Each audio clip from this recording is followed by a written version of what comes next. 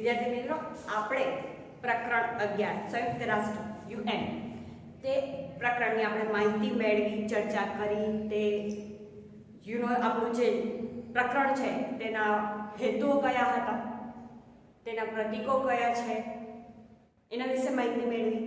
આંતરરાષ્ટ્રીય વિશ્વ સંસ્થા સ્થાપવાની જરૂરિયાત કેવી થઈ, કેવા સંજોગોમાં યુએનની સ્થાપના થઈ, એના વિશે માહિતી મેળવી. તો હવે આપણે સ્વાધ્યાય તરફ જવાનું છે. આપણે પ્રકરણમાં માહિતી મેળવી.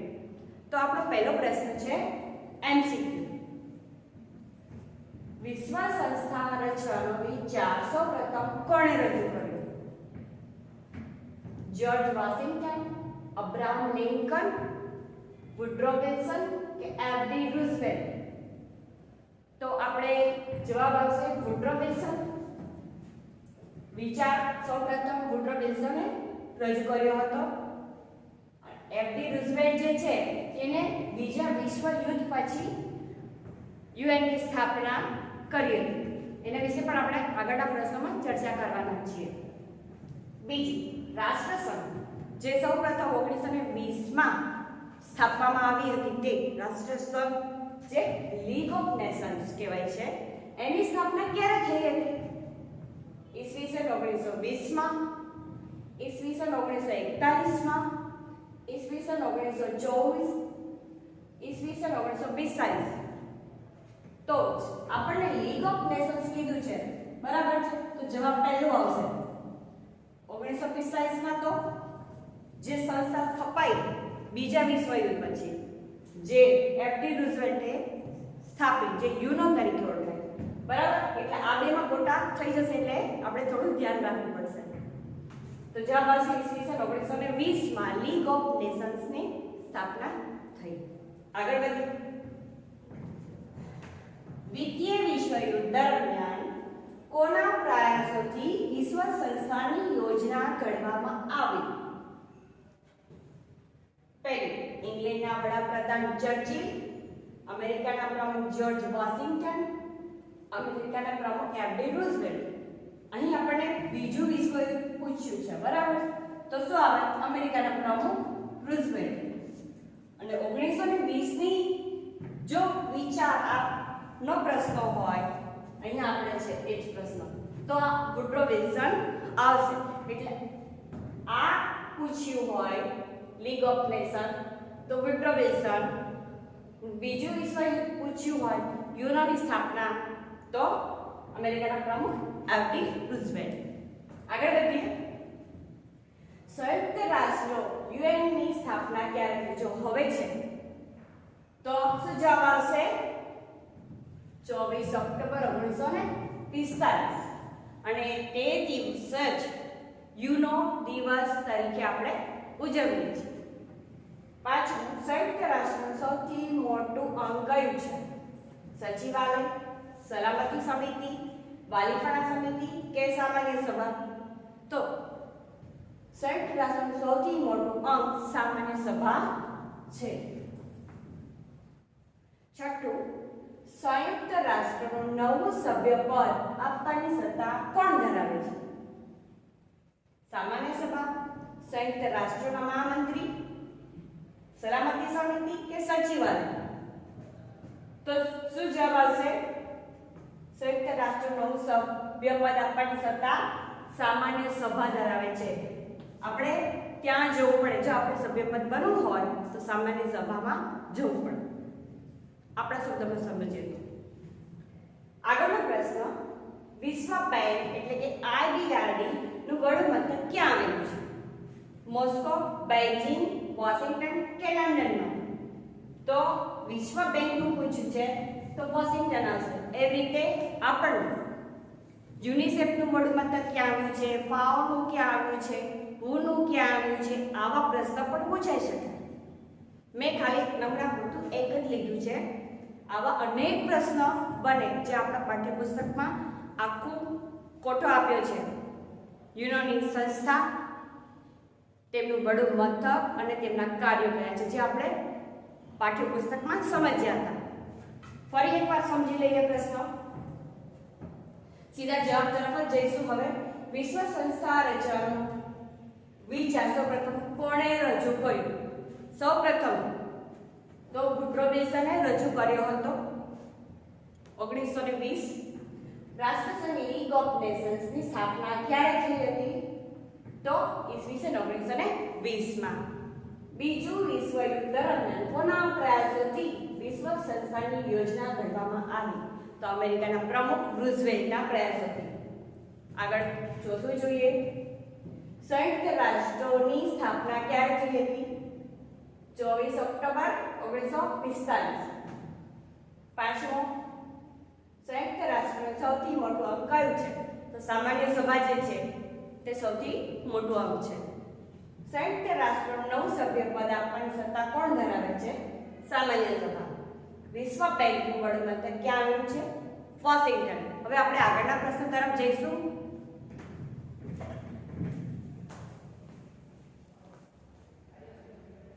તરફ જઈએ. ખાલી જગ્યા પૂરું.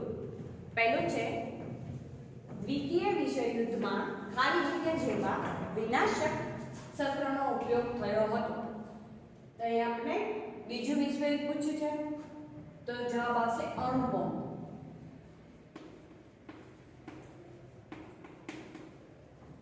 દ્વિતીય વિશ્વયુદ્ધમાં અણુબોમ્બ જેવા વિનાશક શસ્ત્રોનો ઉપયોગ થયો હતો. આપણે પ્રકરણ ભણ્યા ત્યારે માહિતી મેળવી હતી. અનેક દેશો એવા હતા જેણે અણુબોમ્બ, પરમાણુ બોમ્બ જે કહેવાય છે, રાસાયણિક શસ્ત્રો જે એમાં વપરાતું હોય, જે હોય તે આવા વિનાશક શસ્ત્રોનો ઉપયોગ કર્યો હતો અને મહાવિનાશક તાંડવ સર્જ્યું હતું. હવે આગળ બીજું જોઈએ. સંયુક્ત રાષ્ટ્ર સંઘ નામની સંસ્થા હવે ખાલી જગ્યાના નામે ઓળખાય છે. તો જવાબ આવશે, હવે આપણે એને યુએન તરીકે ઓળખીએ છીએ. જવાબ આવશે યુએન, સંયુક્ત રાષ્ટ્ર સંઘ, યુગ ઓફ નેશન્સ પૂરું નામ, યુનાઇટેડ ઓફ નેશન્સ. આગળ આપણે વધીએ. ત્રીજી ખાલી જગ્યા જોઈએ. સંયુક્ત રાષ્ટ્રનું વડું મથક ખાલી જગ્યા શહેરમાં આવેલું છે. કયા શહેરમાં આવેલું છે? તો કે ન્યુયોર્ક શહેર. ન્યુયોર્ક. સંયુક્ત રાષ્ટ્રનું વડું મથક ન્યુયોર્ક શહેરમાં આવેલું છે. અને આ જે સંસ્થા છે, સંયુક્ત રાષ્ટ્ર સંઘ નામની સંસ્થા, હવે આપણે તેને United Nations Organisation, United Nations Organisation, United Nations Organisation એનું પૂરું નામ છે.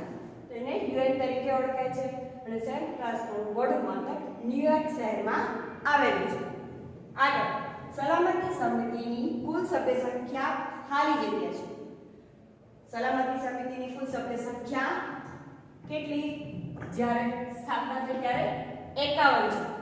હવે 2011 સાલ પ્રમાણે જોઈએ તો ત્યારે સભ્ય સંખ્યા 193 હતી. તેમાં 5 કાયમી સભ્યો અને બીજા 10 એની વિશે આપણે બધા અંગો જે છે એના વિશે પણ આપણે માહિતી મેળવી હતી. આપણે આગળ આવશે જ એના વિશે જોઈશું. સંયુક્ત રાષ્ટ્રના સચિવાલયના વડા ખાલી જગ્યા તરીકે ઓળખાય છે. તો મહામંત્રી તરીકે ઓળખાય છે.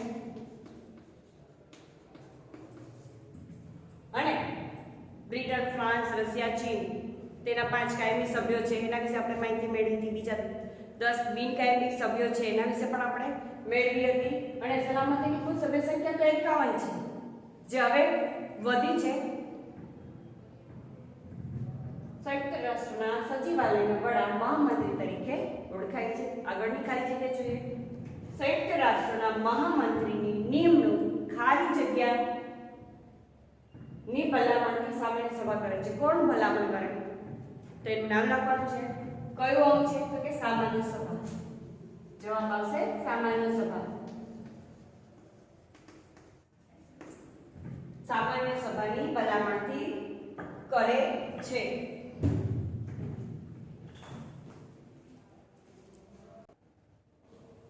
સોરી વિદ્યાર્થી મિત્રો, સંયુક્ત રાષ્ટ્રના મહામંત્રીની નિમણૂક સલામતી સમિતિની ભલામણથી સામાન્ય સભા કરે છે. સોરી, મારી મિસ્ટેક થઈ ગઈ. ફરી સમજી લઈએ.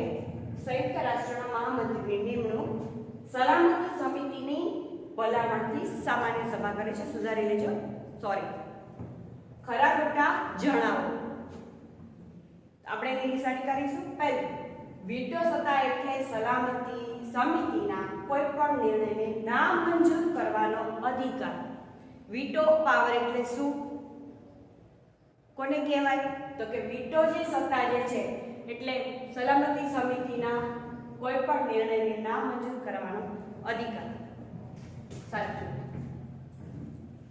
કોઈ પણ નિર્ણય જ્યારે લેવાનો હોય તે 5 કાયમી સભ્યો છે તેની મંજૂરી હોય તો નિર્ણય લઈ શકાય છે, નહીંતર નિર્ણય લઈ શકાતો નથી. એટલે 5 સભ્યો જેમાંથી એક દેશ છે તે નામ મંજૂર કરે તો નિર્ણય લઈ શકાતો નથી. એટલે 5 સભ્ય રાષ્ટ્ર છે, દેશ છે, તે પાંચેયની મંજૂરી હોવી જરૂરી છે.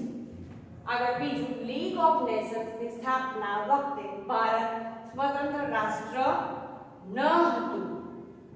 સાચી વાત છે. આપ સૌ જાણો છો કે આપણને આઝાદી ક્યારે મળી એ કહેવાની જરૂર જ નથી. એટલે આપણે પૂછે લીગ ઓફ નેશન્સ સ્થાપના વખતે ભારત સ્વતંત્ર રાષ્ટ્ર ન હતું, તો સાચી વાત. લીગ ઓફ નેશન્સ 1920 માં સ્થાપના થઈ. તો આપણે તો આઝાદી ક્યારે મળી? તો આપણને થોડુંક વિચારીને પણ જવાબ આપી શકીએ. ત્રીજું, યુનેસ્કોના અધ્યક્ષ તરીકે ભારતના વિજયલક્ષ્મી પાંડિત ચૂંટાઈ આવેલા. અહીં આપણને યુનેસ્કોનું પૂછ્યું છે, તો શું જવાબ આવશે? ખોટું. યુનેસ્કોના વિજયલક્ષ્મી પાંડિત ન હતા.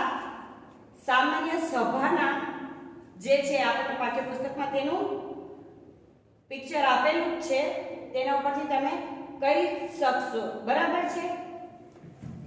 એટલા માટે અહીં ખોટું છે. ચોથું, દર વર્ષે 26મી જાન્યુઆરીએ યુનો ડે ઉજવવામાં આવે છે. તો આ ખોટું છે. કેમ? તો યુનોની સ્થાપના ક્યારે થઈ હતી? 24મી ઓક્ટોબર. બરાબર? તો ત્યારે જ્યારે સ્થાપના થઈ એ દિવસે જ ઉજવવામાં આવ્યું. તો એ તો 26મી જાન્યુઆરી છે, એટલા માટે ખોટું છે. 24મી ઓક્ટોબર 1945 ના દિવસે સ્થાપના થઈ એટલે તે દિવસે જ ઉજવવામાં આવે છે. અને અહીં આપણને આપ્યું છે 26મી જાન્યુઆરી, એટલા માટે ખોટું આવશે. પાંચમું, સંયુક્ત રાષ્ટ્રની સલામતી સમિતિમાં 5 રાષ્ટ્ર સમિતિના કાયમી સભ્યો છે. તો હા, સાચી વાત છે. 5 સભ્યો કાયમી સભ્યો છે, બીજા 10 બિનકાયમી સભ્યો છે. આગળના પ્રશ્ન તરફ જઈએ. જોડકા જોડો. જોડકા જોડો. જોડકા પ્રશ્ન આગળનો છે, તેના તરફ જઈએ. અ વિભાગ અને બ વિભાગ. પહેલું છે લીગ ઓફ નેશન્સની સ્થાપના. લીગ ઓફ નેશન્સની સ્થાપના. તો આપણને હવે ખબર જ છે કે આગળ પ્રશ્ન માહિતી મેળવી એટલે તમને હવે ખબર જ હશે. 1920. તો જવાબ ક્યાં છે? 5માં. તો અહીં લખીશું, અહીં જવાબ આપણે લખીશું 5. લીગ ઓફ નેશન્સની સ્થાપના 1920 માં થઈ હતી, એટલે 5 જવાબ આવશે. સંયુક્ત રાષ્ટ્રની સ્થાપના. હવે આપણે સંયુક્ત રાષ્ટ્રની સ્થાપના કહ્યું છે તો 1945. તો જવાબ આવશે 4, કારણ કે એ ઈસવીસન અહીંયા 4 માં આપેલી છે, જવાબ 4 આવશે. સંયુક્ત રાષ્ટ્રની સ્થાપના ઈસવીસન 1945 માં થઈ હતી. ત્રીજું, સંયુક્ત રાષ્ટ્રનું સૌથી મોટું અંગ. સંયુક્ત રાષ્ટ્રનું સૌથી મોટું અંગ પૂછ્યું છે તો ત્રીજામાં આવશે પહેલું સામાન્ય સભા. સામાન્ય સભા છે તે સૌથી મોટું અંગ છે અને સૌથી મહત્વનું અંગ. સૌથી મહત્વનું અંગ સંયુક્ત રાષ્ટ્રનું તો સલામતી સમિતિ જવાબ આવશે. તો જવાબ આવશે 2. સલામતી સમિતિ. એકવાર ફરી નજર કરી લઈએ. ખાલી જગ્યા પૂરો. દ્વિતીય વિશ્વયુદ્ધમાં અણુબોમ્બ જેવા વિનાશક શસ્ત્રોનો ઉપયોગ થયો હતો. બીજું, સંયુક્ત રાષ્ટ્ર સંઘ નામની સંસ્થા હવે UN તરીકે ઓળખાય છે અથવા UN ના નામથી પણ ઓળખાય છે. ત્રીજું, સંયુક્ત રાષ્ટ્રના વડું મથક ન્યુયોર્ક શહેરમાં આવેલું છે. ચોથું, સલામતી સમિતિની કુલ સભ્ય સંખ્યા 51 છે જ્યારે સ્થાપના થઈ હતી ત્યારે, અને 2011 સાલ મુજબ જોઈએ તો 193 સભ્ય સંખ્યા થઈ હતી. પાંચમું, સંયુક્ત રાષ્ટ્રના સચિવાલયના વડા મહામંત્રી તરીકે ઓળખાય છે. સંયુક્ત રાષ્ટ્રના મહામંત્રીની નિમણૂક સલામતી સમિતિની ભલામણથી સામાન્ય સભા કરે છે. ખરા ખોટા જણાવો. વીટો સત્તા એટલે સલામતી સમિતિના કોઈ પણ નિર્ણયને નામંજૂર કરવાનો નિર્ણય. સાચું. લીગ ઓફ નેશનની સ્થાપના વખતે ભારત સ્વતંત્ર રાષ્ટ્ર ન હતું. સાચું. યુનેસ્કોના અધ્યક્ષ તરીકે ભારતના વિજયાલક્ષ્મી પાંડિત ચૂંટાઈ આવેલા. ખોટું. દર વર્ષે 26મી જાન્યુઆરી યુનો ડે ઉજવવામાં આવે છે. ખોટું. સંયુક્ત રાષ્ટ્રની સલામતી સમિતિમાં 5 રાષ્ટ્ર સમિતિના કાયમી સભ્યો છે. સાચું. જોડકા જોડો. લીગ ઓફ નેશન્સ તેની સ્થાપના ક્યારે થઈ હતી? 1920 માં. અને સંયુક્ત રાષ્ટ્રની સ્થાપના ક્યારે થઈ હતી? સંયુક્ત રાષ્ટ્રની તો કે ઈસવીસન 1945 માં. સંયુક્ત રાષ્ટ્રનું સૌથી મોટું અંગ સામાન્ય સભા અને સંયુક્ત રાષ્ટ્રનું મહત્વનું અંગ સલામતી સમિતિ. આ બંનેમાં ખાસ ધ્યાન રાખવાનું છે.